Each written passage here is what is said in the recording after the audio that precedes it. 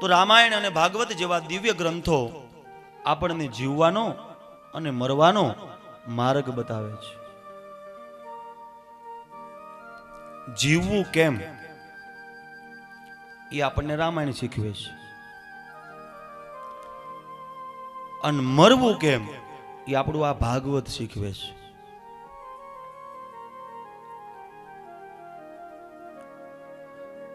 ભાઈ ભાઈને કેમ જીવવું એ રામાયણમાં કીધું છે.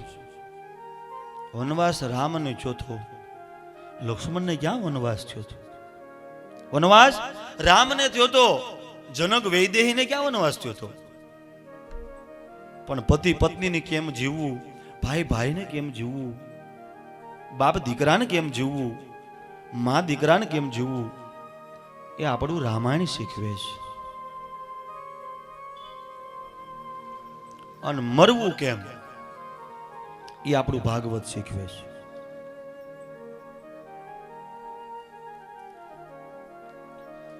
રામાયણમાં એમ કીધું, આ તારું, આ તારું, આ તારું. રામ કે મારે નથી જોતું, ભરત તું ગાદીએ બેહી જા. ભરત કે મારો રામ 14 વર્ષ સુધી વનમાં રહેતો હોય, જમીન ઉપર સૂતો હોય, તો આ ભરતને અયોધ્યાની ગાદી ન ખપે. ભરતજી જમીન ઉપર પણ નથી સૂતા હો, રામાયણમાં છે. 14 ફૂટનો ખાડો કરી અને ભરતે 14 વર્ષ કાઢ્યા. ઈ ભરત છે. રામાયણ તમને જીવતા શીખવે અને ભાગવત મરતા શીખવે.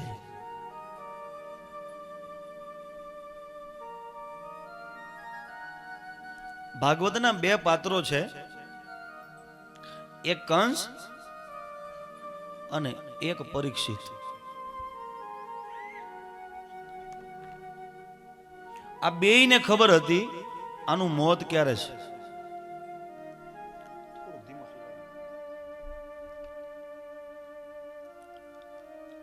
આ બેય વ્યક્તિને ખબર હતી કે મોત ક્યારે છે. કંસને ખબર પડી ગઈ કે દેવકીનું 8મું સંતાન મને મારશે, એને ખબર પડી ગઈ. અને પરીક્ષિતને ખબર પડી ગઈ આજથી 7મે દિવસે તક્ષક નાગ આવીને મન કરડશે. એ બેયને ખબર હતી. એકને મારતા મારતા લઈ ગયા, ડહડતા ડહડતા, અને એકને ભગવાનના પાર્ષદો લેવા આવ્યા. એકનું જીવન સુધર્યું, એકનું બગડ્યું. મારતા મારતા, કંસને મારતા મારતા લઈ ગયા. તો આપણને ખબર છે હો, આજથી 7મા દિવસે આપણું મોત છે. સોમ, મંગળ, બુધ, ગુરુ, શુક્ર, શનિ, રવિ, આ 7 જ દિવસમાં આપણું મોત છે. એ ખબર છે, છતાં આપણે ભગવાનનું શરણ લેતા નથી, હરિનામ લેતા નથી. રામાયણે જીવતા શીખવું છે, એ જીવા નહીં. ભાગવતમાં કેમ મરવું એ બતાવ્યું, એ આપણે જાણ્યું નહીં. રામાયણમાં કીધું તારું તારું એટલે તાર્યા. અને બીજું આપણું મહાકાવ્ય મહાભારત, એમાં કીધું આ મારું, આ મારું, આ મારું એટલે માર્યા. જેવું કરો ને એવું ફળ મળે.